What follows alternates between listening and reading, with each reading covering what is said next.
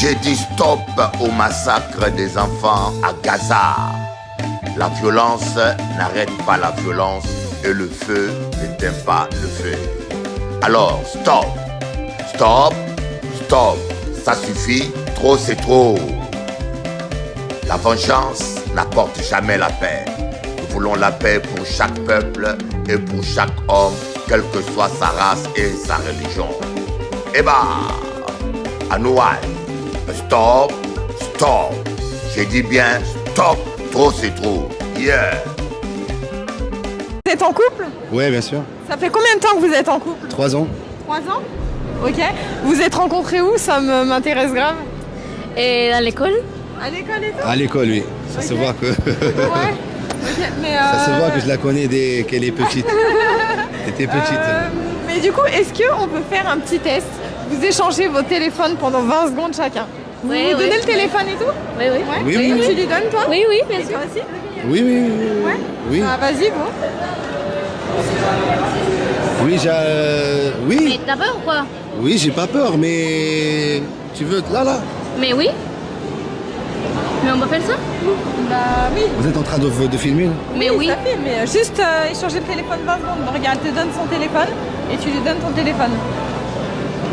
Oui, on va faire, mais j'ai pas de batterie là. J'ai pas de batterie. Non, mais tu J'ai pas de batterie. Mais toute ta batterie. J'ai pas de batterie, regarde. Mais Ah, oui. mais il est allumé ton téléphone, Ouais, tu ouais. peux lui donner? Oui, après, t'as pas une autre. Vas-y, non, vas-y, on va parler. Bob Marley a dit « Le jour où vous cessez de courir après l'argent, c'est le jour où vous gagnez votre liberté. La richesse véritable ne réside pas dans ce que vous possédez, mais dans ce que vous êtes. La paix intérieure et la satisfaction ne se mesurent pas en billets, mais en moments partagés, en rêves accomplis et en leçons apprises. Alors, ne laissez pas l'illusion du gain vous détourner de ceux qui comptent vraiment. Levez-vous, revendiquez votre liberté et commencez à vivre avec intention et passion dès aujourd'hui. Thank you, Holy Spirit. In the name of Jesus. In the name of Jesus. Unclean spirit, come out. The name, come out. The name of Jesus. Let go of this young lady. Every demonic power. Come out. Come out. You serpent in her back. Come out. The name of Jesus. Come out. Out, out. Out of her back. Out. In the name of Jesus. Out, out, out. Quickly. Quickly. Quickly. Quickly. Turn over. Quickly. Quickly, quickly, quickly. In the name of Jesus. Thank you for aligning her back. Young lady, stand up, you're free. Amen. Stand up, stand up. Stand up. Stand up. Stand up. Say thank you, Jesus. Thank you, Jesus. Lift your hands to him. Say thank you, Jesus, for making me well. Holy Spirit, lead me. Holy Spirit, lead me From today, from today. you are the Lord of my life. You're the Lord of my life. Thank you, Father, for making me well. Thank you, Father, for making me well. Thank you, Holy Spirit, for rest. Je suis tombé sur une phrase que j'ai beaucoup aimée et qui pourrait faire beaucoup de bien à beaucoup de personnes. Cette phrase, elle disait « Un malheur qui te rapproche de Dieu vaut mieux qu'un plaisir qui t'en éloigne. » Et c'est beaucoup trop réel. Parfois, quand on n'a pas ce qu'on veut, on pense que c'est un malheur pour nous, alors que c'est un bienfait pour nous. C'est juste que ce qu'on voulait n'était pas bon pour nous, mais nous, on le sait pas. On n'a pas cette science-là. Donc nous, on boude quand on n'a pas ce qu'on veut. Mais avec le temps, après, tu réalises que tout était parfait. Le timing était parfait. C'était pas un hasard. Ça devait se passer comme ça pour ton bien. Parce que cette chose que tu voulais, en vrai, elle allait être nocif. Et elle allait t'éloigner de Dieu. Et en fait, quand tu es croyant, tu peux monter, redescendre, me dire ce que tu veux. Peu importe ce que tu as. Si tu es éloigné de Dieu, t'es pas heureux. T'as l'argent, la beauté, toutes les femmes, tous les hommes que tu veux, le succès. Si tu es éloigné de Dieu, alors que tu es croyant, t'es pas heureux. Et tu savoures pas tous les bienfaits de ce bas monde que tu as. Donc vaut mieux un électrochoc qui t'attriste, mais qui te rapproche de Dieu, qui te rapproche de l'essentiel, plutôt qu'un plaisir éphémère qui t'en éloigne, qui te rend aveugle. faut arriver en tant que femme, je crois que chacune d'entre nous, on arrive à un point aussi où on doit se connaître et s'apprécier. Et voilà, je connais mes forces et mes faiblesses, et mes forces et mes faiblesses font partie de moi, et c'est comme ça que je suis, tu vois. Et quand tu t'apprécies et tu as vraiment cette juste appréciation de toi, vraiment, tu es en mesure aussi de reconnaître que si quelqu'un m'a rejeté, ça n'a rien à voir avec moi, c'est lui en fait. Et c'est correct qu'il ne m'ait pas choisi et qu'il choisisse quelqu'un d'autre. C'est correct, ça ne veut pas dire que je suis moins bonne, ça veut juste dire que c'était pas moi son choix. C'est dur à accepter, mais c'est ça la vérité. Mais quand on est faible dans notre estime de soi, on va se fixer maintenant là-dessus. Et tout ce que la personne va dire, on va le prendre vraiment comme étant une vérité, alors que ce qui est la seule vérité, c'est ce que Dieu dit de nous. Et même pas ce qu'on dit de nous-mêmes. Parce que nous-mêmes aussi, on peut avoir accumulé des fausses informations sur nous, des phrases qui nous ont été dites, et on commence à se le dire à soi-même. Mais même ça encore, il faut l'amener vraiment devant le Seigneur. Si on connaît Jésus, Seigneur, viens me rencontrer, viens enlever toutes ces paroles, les semences que ça a pu déposer dans mon cœur. Et même aussi, fais-moi voir ces personnes pour qui elles sont. Et des fois, on se rend compte, c'est que des fois, les gens qui sont blessés vont blesser en fait. Les gens qui sont eux-mêmes, ils ont des soucis avec eux-mêmes, ils vont nous rejeter, ils vont nous mépriser parce qu'ils ont besoin de faire souffrir quelqu'un comme pour compenser ou enlever, éteindre la douleur qui est en eux. Mais même s'ils font souffrir les autres, ils auront quand même cette douleur. S'affiche, on a 33 ans d'écart, moi j'ai 27 ans. Moi j'ai 60 ans. Et ça fait 7 ans qu'on est ensemble, on est mariés depuis 2 ans. Et on est sur TikTok pour montrer que c'est possible d'être amoureux avec une grande différence d'âge. Et sans argent. Sans argent, sans héritage, rien du tout. Parce que...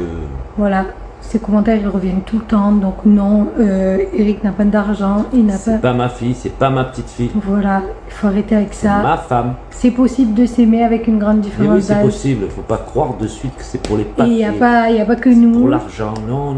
Voilà. Il n'y a pas tout ça. On est vraiment plein de couples comme ça, avec une grande différence d'âge, peut-être pas 33 ans, mais avec des différences d'âge. Et vraiment, il faut arrêter avec les préjugés là-dessus. On n'arrête pas de nous dire que notre couple va pas durer. Pour l'instant, ça fait 7 ans qu'on est ensemble, 2 ans qu'on est mariés. Il y en a certains que ça fait moins que ça, alors qu'ils ont 2 ans d'écart. Ouais, qui ont une moindre différence d'âge et pourtant... 2 ans ou 3 ans. Voilà. Et pourtant, les couples tiennent pas. Donc nous, on souhaite à tout le monde que le couple tienne, peu importe la différence d'âge. Vraiment, aimez-vous et croyez-nous, croyez-nous, vous pouvez croire en l'amour même avec une différence d'âge, vraiment.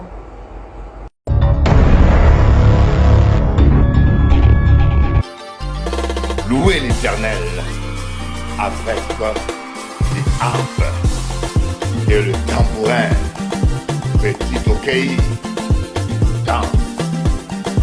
Ok? Aha! Ça l'occasion. À quoi servira-t-il à un homme de gagner le monde entier et de perdre son âme au dernier jour? Ikamango Baloba. Ils te feront la guerre, mais ils ne l'emporteront jamais. Nul ne tiendra devant toi toute la durée de ta vie. Ok. Aha. Ok. Aha. Yeah. Ok. Aha. Yeah.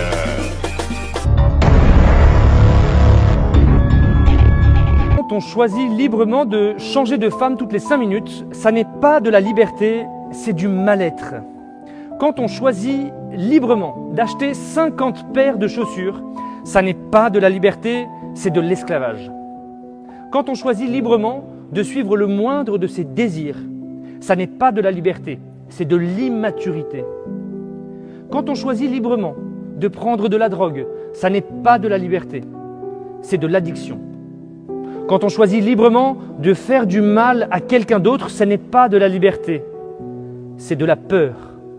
Quand on choisit librement de vivre en permanence des expériences qui nous sortent de l'ordinaire, ça n'est pas de la liberté, c'est de la fuite. Toutes ces choses-là te donnent l'illusion d'être libre, mais le résultat, c'est toujours le même.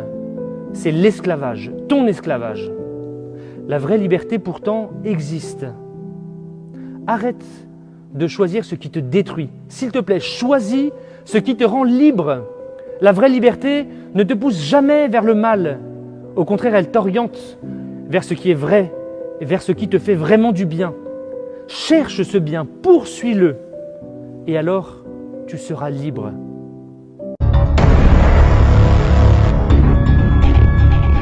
Six années de mariage, les 6 leçons qu'on a apprises, on veut partager avec vous en 6 ans de mariage. Numéro 1, il ne faut pas essayer de changer la personne. On l'a déjà dit à maintes reprises. Numéro 2, le divorce n'est pas une option. En tout cas pour les mariages, chez nous, les mariages chrétiens. C'est interdit le mot D. Et D-word. Et surtout, ne menacez pas votre partenaire avec ce mot-là dans les disputes. C'est pas ça. On l'a fait au début, on va pas se mentir, on n'est pas au-dessus, hein, mais Dieu nous a vite calmé dessus. Numéro 3, ton partenaire, ton mari, ta femme n'est pas ton ennemi. Il faut apprendre à avoir des arguments. Bien sûr, il y aura saines. Il faut avoir des arguments sains. Des disputes saines. Les disputes, oui. Arguments en anglais. Pardon. C'est t'inquiète, on a compris. Les disputes saines. Exactement. Numéro 4. On connaît tous les langages d'amour, les 5 langages d'amour. Je voudrais même y un 6e, quand les gens ont faim là. Mais apprends le langage d'amour de ton partenaire.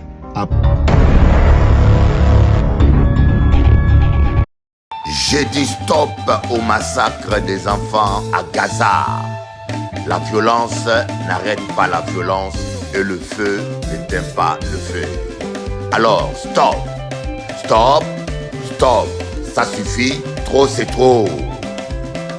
La vengeance n'apporte jamais la paix. Nous voulons la paix pour chaque peuple et pour chaque homme, quelle que soit sa race et sa religion. Eh bah, à Noël, stop, stop. J'ai dit bien stop, trop c'est trop. Yeah.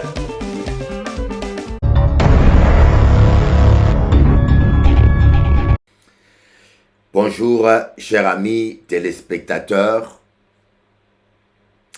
C'est une grande joie pour moi, un grand privilège de pouvoir partager avec vous la parole de Dieu. Ça fait plus de 4 ans ou 5 ans, je crois, 4 ans ou 5 ans, que je suis avec vous tout le soir. Tout le soir, Dieu donne un message pour vous. Alors, ma vision, c'est de gagner les païens, mais surtout d'édifier les chrétiens, parce que nous voulons gagner les païens, mais dans nos églises, nous avons des chrétiens ignorants et malades. C'est-à-dire que des fois, nous cherchons des âmes pour remplir nos chaises, mais ceux qui sont à l'intérieur, on n'est même pas capable de s'en occuper convenablement. On dit, venez, venez recevoir la délivrance. Mais ceux qui sont avec nous-mêmes, on ne les délivre pas. Vous voyez. Il y a un moment donné, nous les hommes de Dieu, on doit remettre en question notre fonctionnement. Donc c'est pour cela, quand je prêche à la télé, j'essaye d'atteindre tous les chrétiens et éveiller votre connaissance, votre sensibilité, pour que vous ne soyez plus ignorants. Comme vous le savez, nous vivons l'époque où il y a des antichrists et des faux prophètes de tous les genres. À Côte d'Ivoire, il y a quelqu'un qui s'est dit Dieu.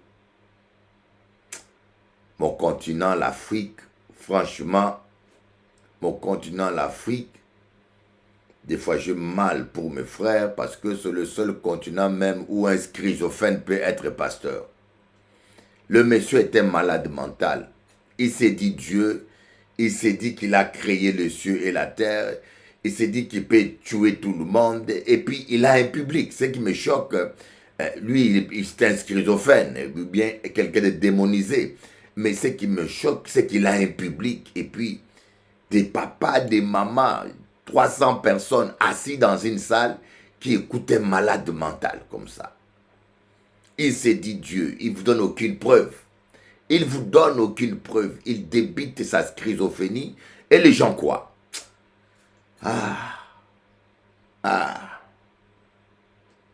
Nous sommes champions du monde en ridiculité. Champions du monde dans tout ce qui est ridicule. Alors aujourd'hui, j'aimerais vous parler de l'importance du discernement. J'étais en train de... Je n'ai pas du tout préparé cela, mais cela m'est venu à l'esprit. les conséquences du manque de discernement. C'est quoi les discernements? Voilà un cas, voilà. Un schizophrène, vous voyez, ça fait pas longtemps aussi, il y avait un schizophrène de Mukongo, du Bas-Zaïre, qui était en train d'écrire sur un groupe WhatsApp où j'étais. C'était un groupe WhatsApp des anciens collégiens de ma promotion. Et ce monsieur était en train d'attaquer le président Félix. Et j'ai remarqué que il avait des fanatiques parmi mes amis. Il avait des fanatiques qui l'appuyaient. Mais moi, dès que j'ai vu cet homme-là parler, je leur ai dit, mais ce monsieur est un schizophrène. Je leur ai dit, mais vous êtes en train d'écouter un schizophrène, ce monsieur est malade mental. Ils ne m'ont pas cru. Ils ont continué à appuyer ce monsieur. Et jusqu'à ce qu'un jour, le président envoyait des soldats qui l'ont pris, qui l'ont interné en psychiatrie. Il a été soigné. Il est revenu en lui-même. Il a remercié le président. Et tout mon groupe là, tous les Bas-Congo qui le soutenaient étaient confondus. Mais vous voyez un peu le manque de discernement où ça peut vous amener. Quand on ne sait pas distinguer un fou d'un homme normal, quand on ne sait pas discerner le manque de cohérence dans le raisonnement d'une personne, ça devient dramatique. Ça devient dramatique, c'est-à-dire que... Alors, il y a le discernement par sagesse, il y a le discernement par révélation. L'apôtre Paul a dit, je prie que Dieu le Père vous donne un esprit de révélation et de sagesse. Il y a le discernement par la sagesse. Le Seigneur vous parle, il utilise votre sagesse pour vous amener à découvrir. Prenez conscience que nous ne sommes pas des robots. Nous ne sommes pas des robots. Oui. Quand vous avez affaire, par exemple, à un homme en affaires, il y a des indices qui peuvent vous montrer que cet homme-là est un escroc. Il y a des... C'est comme quelqu'un qui vous parle d'argent, il a beaucoup d'argent. Il est en train de construire quelque chose de grand. Tu lui dis, on va visiter. Ah non, il n'a pas le temps. Mais tu attends que des paroles. Vous voulez prendre un café, il n'est pas capable de payer un café, mais il a des millions, vous voyez. Des petits trucs comme ça. Je dis, mais cet homme-là, ça ne va pas. C'est un escroc. Donc, le manque de discernement peut... Il y a le discernement par sagesse. En fin de compte, c'est quoi vraiment le discernement? Le discernement, c'est la capacité par la sagesse ou par la révélation de distinguer les esprits et les hommes. Ah oui, c'est bien. C'est la capacité par la sagesse ou par révélation de distinguer les esprits ou les hommes.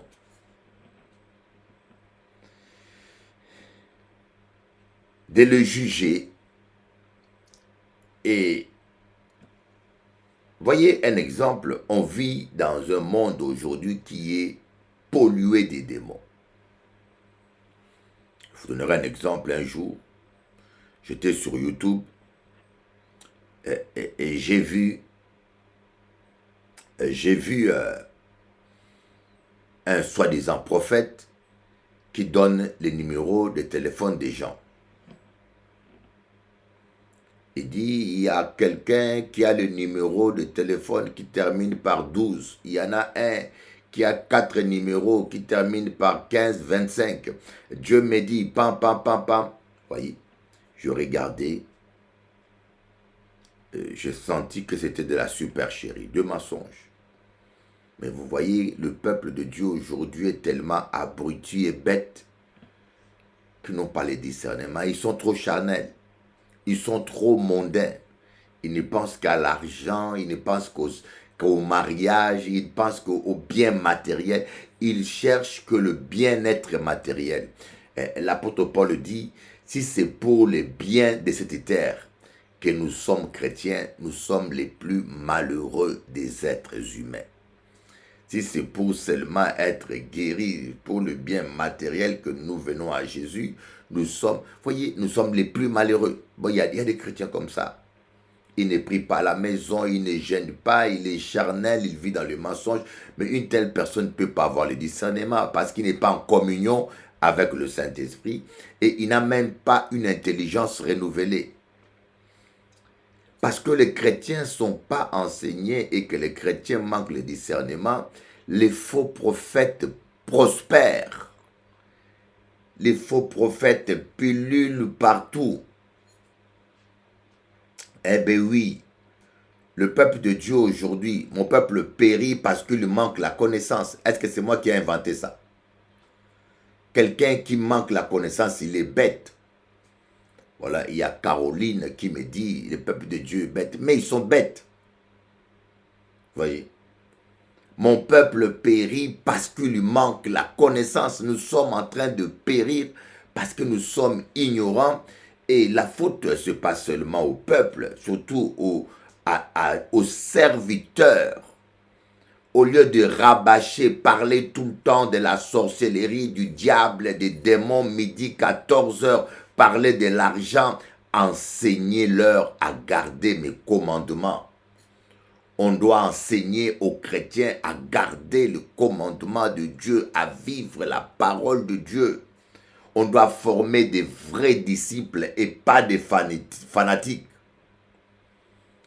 Aujourd'hui, les chrétiens sont des fanatiques. Moi, je suis des ICC. Moi, je suis des ACRJC. Moi, je suis des Impact. Je sais pas, je suis de l'Église des Nations. Je suis des églises des guerriers du dernier temps. Je suis membre de l'Église des gladiateurs. Comme dit l'apôtre Paul. Certains disent, je suis pour Apollos. Je suis pour l'apôtre Paul. Vous êtes charnel. C'est pour cela qu'il y a tant de divisions parmi vous. Vous savez que tu peux être chrétien, un chrétien, je ne dis pas tous, hein, mais certains chrétiens fanatiques, ils ne saluent que son pasteur. S'ils rencontrent un autre pasteur d'une autre église, ils ne saluent même pas. S'ils rencontrent un frère d'une autre église, ils ne peuvent même pas prier. Moi, j'habite au 2e étage. J'ai des chrétiens qui habitent au 1er étage. J'aimerais tellement même prier avec eux de temps en temps, mais c'est deux églises différentes. Ce chrétien-là, leur pasteur ne sera pas d'accord qu'il prie avec leur voisin qui est un pasteur. Vous comprenez?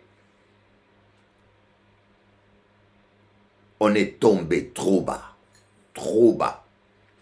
Cela est dû surtout au fait que certains pasteurs considèrent des chrétiens comme leurs moutons, leur propriété personnelle. C'est ça. Il faut que tu comprennes que les brebis sont les brebis du Seigneur. L'église n'est pas ton église, c'est l'église du Saint-Esprit. Ce n'est pas toi qui as bâti l'église, c'est le Saint-Esprit. Comme dit l'apôtre Paul, c'est la grâce de Dieu qui a fait le travail. Alors, le manque de discernement des chrétiens vont signer des chèques énormes pour des faux prophètes. Il faut voir comment des faux prophètes prospèrent. Tu appelles quelqu'un prophète. Voilà, un exemple. Hein. Tu appelles un monsieur, un gars prophète. Sur quelle base? Comment? Voilà, j'ai un de vos prophètes là et qui dit des fois trop de bêtises. Il a prédit qu'il n'y aura pas des élections présidentielles au Congo. La vidéo est là, noir et blanc. La vidéo est là dans les réseaux. Il a prédit qu'il n'y aura pas des élections au Congo. Il a prédit, on a repassé ça. Et il y a eu des élections. Sa prédiction ne s'est pas accomplie. Mais vous continuez à l'appeler prophète, prophète, prophète. Et puis il va vous dire des baratins, ces questions des temps prophétiques, machin, des histoires rocambolesques dignes de science-fiction. Je dis bien, frère, je n'ai rien contre toi, je ne te dénigre pas, mais je juge le comportement. Hein. L'homme spirituel juge de tout.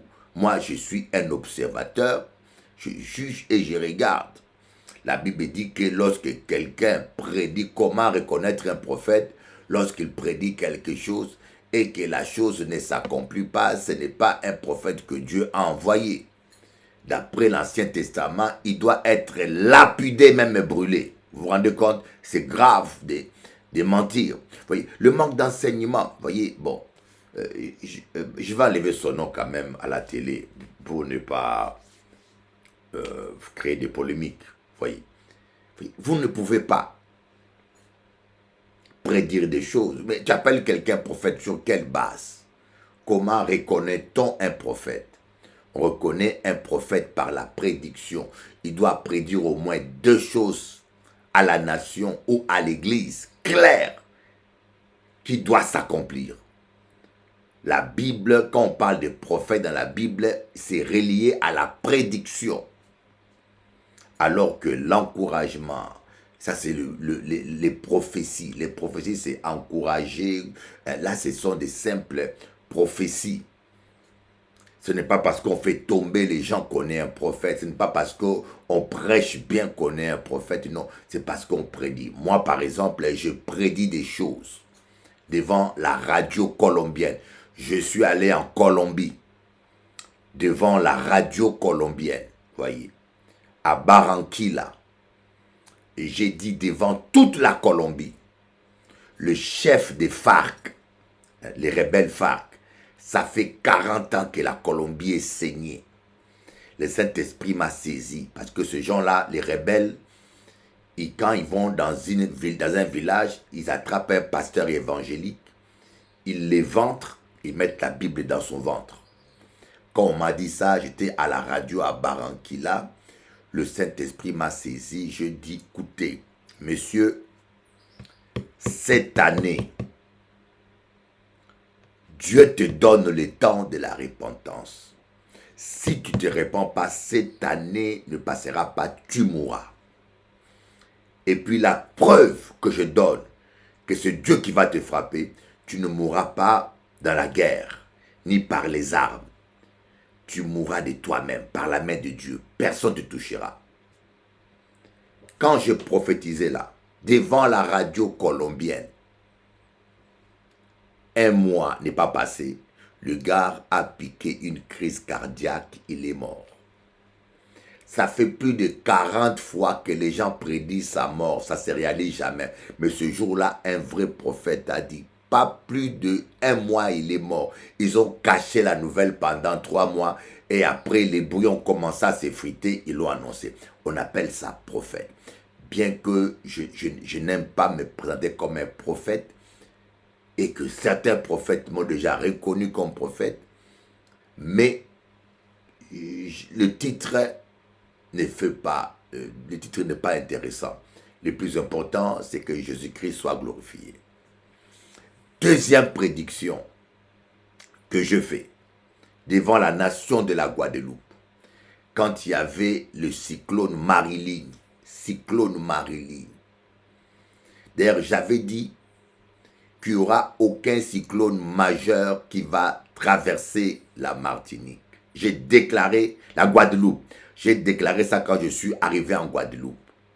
Les Guadeloupéens peuvent dire, depuis l'arrivée de Bishop Eli, écoutez bien, depuis l'arrivée du Bishop Eli, jusqu'à ce que je sois maintenant engagé à Paris, aucun cyclone de plus de 4 puissances, aucun œil de cyclone n'a traversé la Guadeloupe.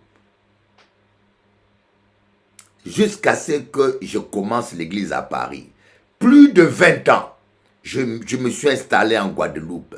J'ai dit, au nom de Jésus, il n'y aura aucun cyclone majeur qui va traverser la Guadeloupe. Vous allez voir, vous pouvez le vérifier, l'arrivée de Bishop Eli en 1998, je crois bien, quelque chose comme ça, 97, jusqu'à ce que j'aille à Paris, aucun cyclone majeur n'a traversé la Guadeloupe. Un jour, le cyclone Marilyn venait en Guadeloupe. Tout le monde a dit il va traverser la Guadeloupe. L'œil du cyclone venait traverser la Guadeloupe. Je vous parle, les anges m'écoutent, les témoins m'attendent. Pasteur Gabriel Montout était avec moi. Les témoins m'attendent, les Guadeloupéens savent de quoi je parle. Mon petit, Dieu est Dieu. On ne joue pas avec Dieu. Quand je vois tous ces petits-là, prophètes, arrêtez de jouer avec Dieu, mes petits. Arrêtez de salir le nom de ces grands dieux. Je vous dis que, on m'a dit que les cyclones, l'œil de cyclone venait. Toutes les météorologues de la Guadeloupe ont dit, l'œil va traverser la Guadeloupe. Moi, je dis, mais tiens, Seigneur, qu'est-ce que tu m'avais dit? Qu'aucun cyclone, non, l'œil du cyclone traversera ce pays. Et j'ai pris le téléphone. Je vous parle, les témoins sont là. J'ai appelé la radio RCI. Voyez, un prophète ne prophétise pas sous les lits en cachette. Non, j'ai pris la radio RCI, la radio de la Guadeloupe nationale. J'ai appelé Glen. C'est moi, Bishop Eli. Je vous dis, l'œil du cyclone ne traversera pas la Guadeloupe. Elle va contourner la Guadeloupe et passer. Petit, non, je ne joue pas avec Dieu. Quand je vois tous ces petits-là en train de tergiverser avec le nom de Jésus, ça me fait mal parce que ce nom-là, c'est glorieux. Je dis, l'œil du cyclone va contourner. C'est la première fois depuis que les cyclones existent. Écoutez bien. C'est la première fois, même aux États-Unis, aux Antilles, depuis que les cyclones existent, qu'on voit un cyclone qui se dirige droit vers un endroit géographique et puis brusquement il fait un coup de frein. C'est-à-dire que le cyclone a fait un coup de frein, il a commencé à contourner la Guadeloupe. Il est allé vers Bouillante, vers Deyé, c'est là où il a fait les dégâts. Là, il a contourné la Guadeloupe et il est parti. Comme je l'ai décrit. On appelle ça prophète. Tu décris même les trajectoires des cyclones. Cyclone de île de la Réunion. J'ai appelé. Ils ont dit le cyclone va augmenter force 4, force 5. J'ai dit au nom de Jésus, je baisse. Ça va baisser. Vous voyez, bien aimé, un prophète, on le reconnaît par la réalisation de ses prédictions. Si tu dis des choses qui ne s'accomplissent pas, arrête de nous saouler. Tu vois que les numéros de téléphone des gens, il y a quelqu'un là. Voilà, oui. Donc le manque d'enseignement, le discernement, les chrétiens deviennent ballottés au gré des doctrines. Chaque personne amène une fausse doctrine, il ne connaît pas la Bible, il va à gauche, à droite. Et c'est comme je vous dis, Jésus a dit, vous avez reçu gratuitement, donné gratuitement. Un pasteur ou un prophète qui fixe le prix pour la prière, il est un faux, il est un voleur. Combien de fois je dois vous le dire? Je vous dis, combien de fois je dois vous répéter la même chose? Vous ne comprenez rien. Un prophète, un pasteur qui fixe le prix. Pour que tu sois guéri, donne-moi 1000 euros. Pour que tu sois délivré, donne-moi 200 euros. Entretien, pour avoir entretien avec moi, 300 euros, 50 euros. C'est un voleur, un faux prophète. La Bible dit, vous avez reçu gratuitement, donné gratuitement. Et tant qu'homme de Dieu, on reçoit des offrandes. Les gens donnent cela, mais ce n'est pas en échange d'une guérison, ce n'est pas en échange de la prière, ce n'est pas en échange d'un entretien. Moi, je parle à la télévision guadeloupéenne. Ce que je prêche là passe sur TikTok, passe sur Instagram, passe sur Facebook, passe sur YouTube et ça va passer sur la télévision Télé Antilles, toute la Guadeloupe. Je lance un défi. Dans 30 ans de présence aux Antilles, ai-je demandé à une personne seulement 100 € pour la prière? Je vous lance un défi, hein. Surtout vous les Guadeloupéens qui aimez dire Bishop, il a volé mon l'argent, il a volé mon l'argent. Voyez, vous ne connaissez pas d'abord ma famille, parce que pour vous, tous les Africains sont pauvres. Hein. Vous ne connaissez pas ma famille, je suis d'une très grande famille, vous voyez. Je vous le dis ouvertement, je suis d'une très grande famille, et je ne le dis pas, je ne décris pas pour ma sécurité. Je veux qu'on m'écoute comme serviteur de Dieu, vous comprenez? Mon beau-père était l'ami de Nelson Mandela. Voyez? Donc, vous imaginez que l'Africain, il vient là que pour les biens, vous êtes complètement en train de vous tromper. Vous avez trop de préjugés infondés parce qu'il n'y a pas qu'à voyager. Je lance un défi. À Kamandéou. Dans 30 ans de présence, je demande seulement une seule personne à qui je demandais 1000 €, 50 €, 10 € pour une prière ou pour une délivrance. Demandez. Donnez-moi un seul nom. Ils ne peuvent pas. Je vous dis, ils ne peuvent pas donner un seul nom. Ah, Bijapeli a volé mon, a volé. On ne peut pas être aussi abruti et stupide et borné comme ça. Vous êtes diabolisés. Tous vos marabouts là, tous ces faux prophètes qui vous volent, vous ne les dénoncez pas. Ah, Bishop Eli a beaucoup de maîtresses. Donnez-moi le nom d'une seule maîtresse. 30 ans que je suis en Guadeloupe, la seule femme antillaise que je connais, c'est ma femme. La seule femme antillaise qui connaît mon corps, c'est ma femme. S'il y en a qui s'élèvent, 30 ans, Guadeloupéens, pourquoi vous êtes parfois, je ne dis pas tous les Guadeloupéens, pourquoi dans tous les réseaux, là où on m'attaque, c'est toujours vous? Dans tous les réseaux, là où on m'attaque, c'est toujours vous. Ce n'est pas les Martiniquais. Les Martiniquais ne m'attaquent jamais. Les Martiniquais m'attaquent. Pourtant, je vous ai apporté les réveils. Mais partout où on m'attaque, tu vois, même sur TikTok, Instagram, quand quelqu'un m'insulte, m'attaque, c'est Guadeloupéen. Qu'est-ce que je vous ai fait? Est-ce un crime de vous avoir apporté l'évangile et le réveil? Et puis, il y a attaqué moun, ou pas ni preuve. Ou pas ni preuve. Ah, mais j'appelle mon femme. Mais quelle femme? Et je vous dis, je t'avertis, tu es en train de te maudire. Tu es toi-même en train de te maudire. Ta langue là est en train de te maudire. Tu ne peux pas salir un innocent sans aucune preuve. Yoka parler, yoka parler, yoka parler. Donc, le manque de discernement fait que on se fait avoir. C'était qu'une parenthèse. Hein. Peut-être pour vous, ça vous dérange, mais pour moi, c'est important de mettre les gens à leur place. Si Dieu me donne ce pouvoir d'être écouté, de passer à la télévision, c'est pour corriger. Voilà, je suis là pour vous corriger. 30 ans, je suis là, je le renouvelle. Donnez-moi le nom d'une femme antillaise avec qui je couchais. À part ma femme. 30 ans. 30 ans que je suis avec vous.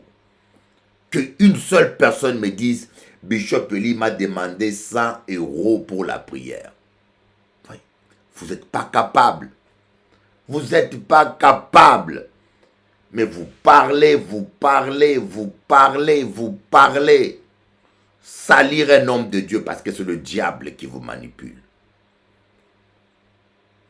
En Guadeloupe, un homme de Dieu passe, il ne reçoit pas des appels. Hein. Il ne peut pas passer 2 heures sans qu'on l'insulte, s'il reçoit des appels. Mais un marabout ou bien un voyant passe 3 heures. La dame reçoit des appels, personne ne l'attaque. Vous trouvez ça normal? Si vous ne vous remettez pas en question, c'est grave. Un voyant, un prêtre vaudou passe, il reçoit des appels, personne ne l'insulte. Mais un homme de Dieu qui prêche la parole ne peut pas recevoir des appels sans qu'on l'insulte. Vous trouvez ça normal? Moi, j'ai vu des voyants qui passent tout le temps sur Canal 10. Pendant un mois, jamais une fois on l'a dérangé. C'est pour cela que je vous dis, repentez-vous. Il est temps de vous repentir.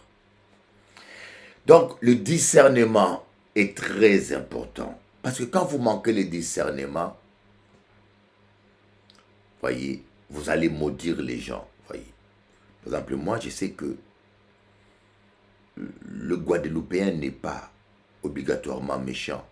C'est des esprits, des légions, des démons qui sont en Guadeloupe, qui m'en veulent.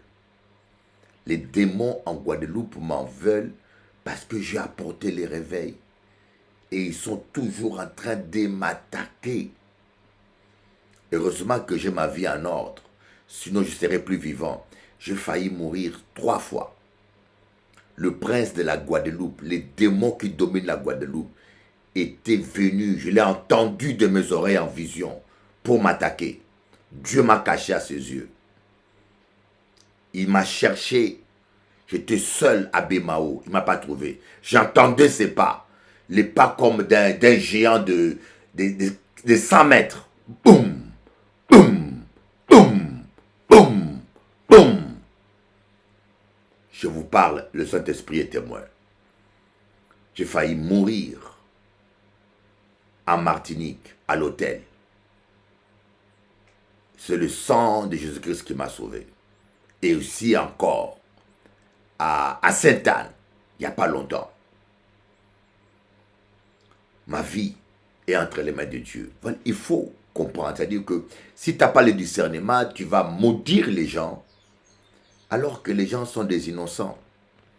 Les gens sont des innocents. Parce que vous voyez quelqu'un qui dit, Bishop Eli, mon femme, il n'est même pas capable de citer le nom d'une femme. Bishop Eli, et puis, ils sont même jusqu'à aller à dire que j'ai violé un enfant de 8 ans. Vous trouvez que quelqu'un qui a violé un enfant de 8 ans, ça fait maintenant 20 ans, je suis toujours là. Et c'est des chrétiens. Hein? C'est parce qu'il y a les démons qui les manipulent. Il y a une légion.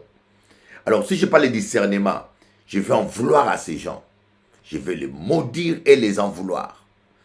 Mais si j'ai le discernement, je vais dire, ce n'est pas eux. Je vais dire, Père, pardonne-le, parce qu'ils ne savent pas ce qu'ils font. C'est un démon qui les manipule. Père, pardonne-leur, car ils ne savent pas ce qu'ils font. Voyez, le discernement te permet de ne pas te tromper d'adversaire. C'est la raison pour laquelle l'apôtre Paul a dit, nous n'avons pas à combattre contre la chair et le sang, mais contre les esprits méchants. Mais si tu n'as pas le discernement, tu vas en vouloir aux gens. Tu vas en vouloir un exemple. Moi, je connais des hommes qui trompent leurs femmes parce qu'ils sont charmés. Tu es une femme chrétienne. Ton mari est ensorcelé ou charmé, comme on dit. Et ce monsieur te trompe. Et quand il revient à la maison, c'est querelle là qu'il y a au café. Insulté, bagarre. Mais tu combats dans la chair.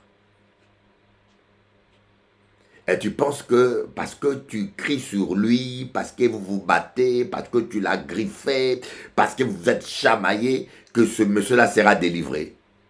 Mais tu perds ton temps. Tu peux crier sur lui, mais tant qu'il est possédé et charmé, quand il va sortir là, il va encore aller chez la maîtresse.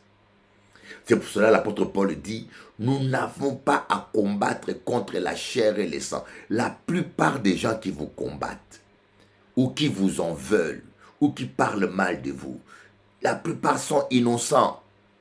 Je vous dis la vérité, la plupart sont innocents. Ils sont manipulés. Des fois, tu vas au travail, quelqu'un t'en veut, quelqu'un cherche à te casser au travail, tu n'as rien fait. Mais c'est parce que l'onction qui est en toi le gêne. L'onction qui est en toi le gêne. Je connais une sœur, son bureau était en face du directeur.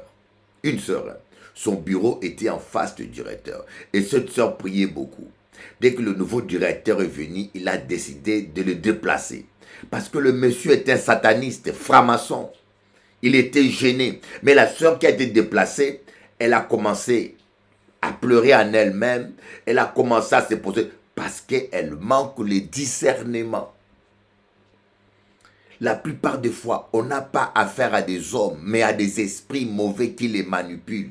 Mais le manque de discernement, des fois, nous avons des réponses charnelles. Vous voyez, cette femme-là, son mari le trompe. Ce qu'elle aurait pu faire de mieux, c'est de ne rien dire, de ne pas l'insulter, de ne pas créer de dispute.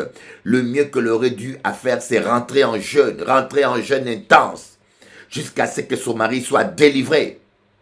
C'est ça la solution, parce que le combat est spirituel. Le manque de discernement nous met dans une confusion où nous faisons le faux combat de la foi.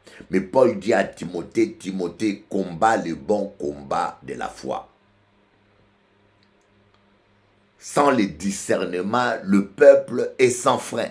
Sans le discernement, on est sans frein.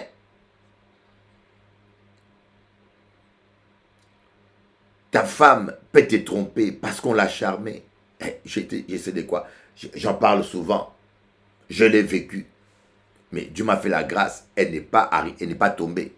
Mon ex-femme, on l'avait charmée. Je sais de quoi je vous parle. J'ai fait les délivrances. J'ai encore programmé une délivrance pour une soeur qu'on a charmée. Je dois la délivrer cette semaine. On l'a charmée. Ça existe, mes amis. Ça existe. Soyez pas naïfs. Ça existe. Je sais de quoi je vous parle. L'envoûtement. Rendre quelqu'un amoureux en dehors de son plein gré. C'est une forme de viol. Voilà pourquoi quand tu es marié avec une femme ou avec un homme, tu dois beaucoup prier pour ton mari ou pour ta femme. C'est très important parce qu'on vit dans un monde pourri. Un monde pourri, je vous dis. Il y a une méchanceté, une cruauté qui dépasse la mesure. Le manque de discernement, c'est terrible. Voyez un exemple. Jésus. Lazare tombe malade. Je vais vous donner des cas de discernement dans la Bible. Lazare tombe malade. Bon, en un mot, discerner, c'est écouter l'esprit. Discerner, c'est écouter l'esprit. Discerner, c'est réfléchir aussi. Je vous dis bien, il y a le discernement par sagesse, qui n'est pas négligeable. Il y a discernement par révélation. Mais écoutez bien, pourquoi je dis discernement par sagesse n'est pas négligeable. Parce que le Saint-Esprit utilise la révélation seulement quand la chose échappe à notre sagesse. Le Saint-Esprit ne vous dira pas des choses que vous voyez vous-même. Le Saint-Esprit ne vous montrera pas des choses que vos yeux voient. Tu vois bien que le gars, il est nerveux, il est menteur, il ne correspond pas, tu n'as pas besoin. Moi, quand j'étais à Saint-Domingue, je voulais m'engager avec une jeune fille. Et j'ai vu que la fille mentait, elle était avec moi dans la voiture. Elle disait à son patron qu'elle était au travail, elle mentait. J'ai dit, mais non, Dieu ne va pas me mettre avec une menteuse. Je n'ai pas besoin qu'un ange me parle. Non, j'ai tout de suite compris. Vous savez, il y a des choses pour lesquelles Dieu n'a pas à vous parler. Dieu vous a donné la sagesse et l'intelligence pour réfléchir et comprendre. Vous voyez, l'apôtre Pierre, quand il était enfermé en prison, Dieu a envoyé un ange qui l'a délivré. Arrivé dans la rue, l'ange a disparu. L'apôtre Paul n'a pas dit à Dieu où est-ce que tu dois aller. On dit, l'apôtre Paul a réfléchi. Allez-y lire dans Actes des Apôtres. L'apôtre Pierre a réfléchi en lui-même et il est allé dans une cellule de prière. Il a frappé à la porte après avoir réfléchi. Mais aujourd'hui, on a des chrétiens qui ne réfléchissent plus. Plus bornés que ça, il n'y en a plus. Ils sont comme des chaussettes.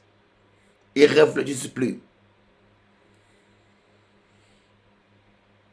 Il faut que Dieu leur parle. Mais sauf quand ils ont la diarrhée, ils vont tout droit sans que Dieu leur parle. Quand ils ont la diarrhée, ils n'attendent pas que Dieu leur parle. Ils courent tout droit aux toilettes. Voyez l'exemple du serviteur d'Élysée. Lorsque le roi ennemi a envoyé une armée pour arrêter Élysée, le serviteur d'Élysée a commencé à paniquer. Dieu a dit, Seigneur, ouvre-lui les yeux pour qu'il voie. Et quand Dieu lui a ouvert les yeux, il a vu des anges. Le discernement, c'est pas seulement voir des démons. Le discernement, c'est aussi voir les anges. Comme je dis, distinguer des esprits, voyez. Le serviteur, quand on manque de discernement, on panique. Quand on manque de discernement, on pleure, on déprime même. On déprime. Voyez, le serviteur d'Élisée a paniqué, il a déprimé. Il a dit, ah, on est foutu. Mais quand Dieu a ouvert les yeux de cet homme, il a vu les anges qui étaient avec eux. Il s'est rassuré. Le manque de discernement fait que des fois nous paniquons, nous avons peur. Tu as peur de sorciers, mais tu ne vois pas l'ange terrible, guerrier qui est avec toi là. Hein? L'ange guerrier qui est là en train de te protéger, tu ne le vois pas. Ozobanga bandoki, ozobanga bakoko, banoko, tubino bakongo, banga banoko awa. Hein? Bibanga banga. Tu es un enfant de Dieu, tu as peur. Pourquoi? Parce que manque de discernement. Si tu vois les anges qui sont avec toi, tu vois la protection qui est avec toi, oh my God. Il n'y a pas longtemps, j'ai vu encore un garçon à qui on avait donné un couteau pour me poignarder à mon arrivée ici en Guadeloupe. Je l'ai vu, mais je ne passerai pas sa vidéo. Je ne passerai pas sa vidéo parce que ce n'est pas toujours agréable, je ne vais pas le salir. Mais je l'ai revu plus de 15 ans, 20 ans après. Ce garçon, pendant que j'ai posé les mains, il a fait le fil comme tout le monde. Et lorsqu'il est arrivé à son tour pour que je l'impose le main, il a mis sa main dans la poche pour sortir le couteau. Et l'ange qui est à mes côtés, j'ai un ange qui me protège toujours, un garde-corps, un ange guerrier. L'ange qui est à mon côté là, de frapper aux yeux et aux bras. Il est tombé, boum! Le couteau est sorti dehors de sa poche. Il ne voyait plus. Il dit, je suis devenu aveugle. Il ne voyait plus rien. Il est tombé aveugle et le couteau était à côté. Le pasteur Pierrot peut témoigner. Quand vous êtes un homme de Dieu, vous n'avez pas besoin de garde-corps. Comme tous ces pasteurs charnels, garde-corps, garde-corps, vous avez... L'ange de l'Éternel est avec nous. L'ange de l'Éternel campe autour de ceux qui craignent Dieu pour les délivrer de tout danger. Alléluia. Le discernement. Le discernement fait que vous gagnez du temps. C'est comme Jean et Jacques qui demandent à Jésus de faire descendre. Ils demandent à Jésus, Seigneur, permets qu'on fasse descendre le feu du ciel pour brûler ces gens qui ne t'ont pas accueilli. Jésus a dit, vous ne savez pas de quel esprit vous êtes animé. Le Fils de l'homme n'est pas venu pour... Jésus avait le discernement. Et Jean et Jacques n'avaient pas le discernement. Ils étaient animés par des démons. Vous savez, il y a beaucoup de chrétiens qui sont animés de démons. Quand vous souhaitez qu'un homme de Dieu tombe en faillite, quand vous souhaitez qu'une église ferme, quand vous souhaitez qu'un homme de Dieu meure, est-ce qu'en vous-même, vous ne vous rendez pas compte que l'esprit là qui vous anime comme ça, ce n'est pas l'esprit de Dieu? Tu passes tout ton temps à parler du mal de quelqu'un, parler, souhaiter la mort. On doit souhaiter la repentance. Même les faux prophètes, on doit souhaiter leur repentance, pas leur mort. Hein? Même tes ennemis, tu dois souhaiter leur repentance, mais pas leur mort. Mais quand toi, un chrétien, tu arrives à un niveau où tu sens la haine en toi envers quelqu'un, tu souhaites qu'il meure, tu souhaites le malheur pour lui, mais ce n'est pas l'Esprit de Dieu. Les fruits du Saint-Esprit, c'est la bénignité, l'amour, la tempérance, la douceur, la bénignité. La bénignité, c'est cette qualité où tu souhaites le bien pour tout le monde, voyez. Quand Paul approuvait le meurtre d'Étienne, Étienne est rempli du Saint-Esprit. Il ne les a pas maudits. Il a dit, Seigneur, ne tiens pas compte de leurs péchés. Ne leur tiens pas rigueur pour leurs péchés. C'est grâce à cette prière d'Étienne que Paul, aujourd'hui, est devenu serviteur de Dieu. Mais aujourd'hui, avec votre doctrine là des retours à l'expéditeur, doctrine des faux prophètes, retour à l'expéditeur, c'est des faux prophètes ça. Retour à l'expéditeur. Il m'a envoyé la mort, je lui renvoie la mort. Ah! C'est écrit dans quelle Bible? C'est écrit dans quelle Bible? Et j'ai vu un pasteur prier comme ça devant 5000 personnes. Que tous mes ennemis meurent, que tous mes ennemis qui veulent ma mort, qu'ils meurent. Et les chrétiens répètent, que tous mes ennemis qui veulent ma mort, qu'ils meurent. J'ai dit, eh, bazo, bazo, ba, chidingi, dingi. Chidingi, dingi. Chidingi, dingi. Tu peux noter ça dans ton dictionnaire. Chidingi, dingi. C'est un mot rare. C'est ma mère qui m'a appris ce mot-là. Chidingi, dingi.